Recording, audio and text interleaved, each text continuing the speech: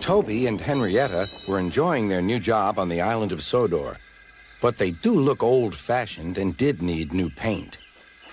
James was very rude whenever he saw them. "Yuck! What dirty objects," he would say.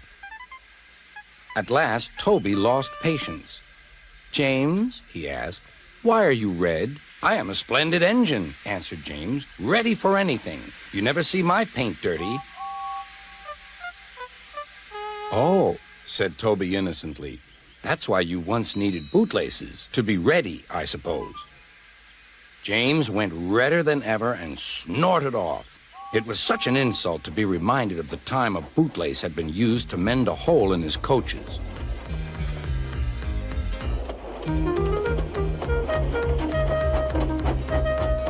At the end of the line, James left his coaches and got ready for his next train.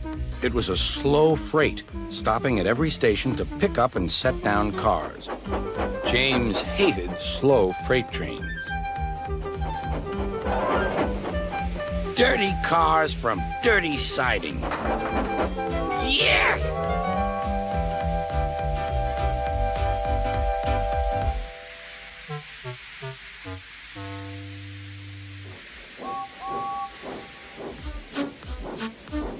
Starting with only a few, he picked up more and more cars at each station till he had a long train.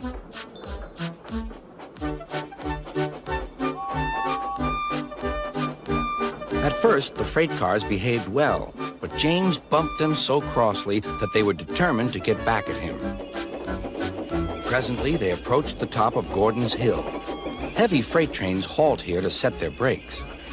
James had had an accident with cars before and should have remembered this. "Wait, James, wait," said the driver, but James wouldn't wait. He was too busy thinking what he would say to Toby when they next met.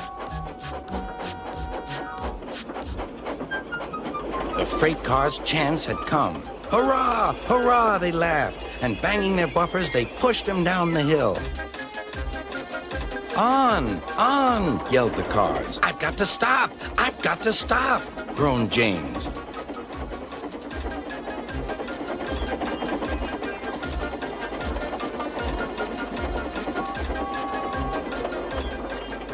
Disaster lay ahead.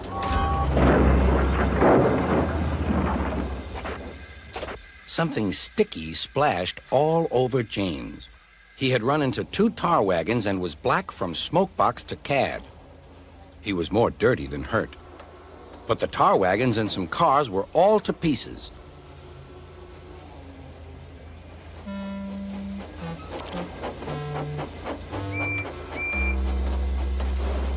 Toby and Percy were sent to help and came as quickly as they could. "Look here, Percy," exclaimed Toby. "Whatever is that dirty object? That's James, didn't you know?" "It's James's shape," said Toby. "But James is a splendid red engine, and you never see his paint dirty." James pretended he hadn't heard.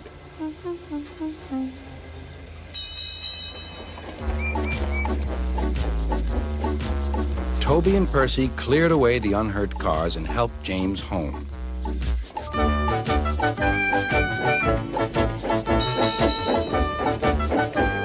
Sir Topham Hatt met them. "Well done, Percy and Toby." He turned to James. "Fancy letting your cars run away. I am surprised. You're not fit to be seen. You must be cleaned at once. Toby shall have a new coat of paint." "Please, sir, can Henrietta have one too?" said Toby. "Certainly, Toby." "Oh, thank you, sir. She will be pleased." All James could do was watch Toby as he ran off happily with the news.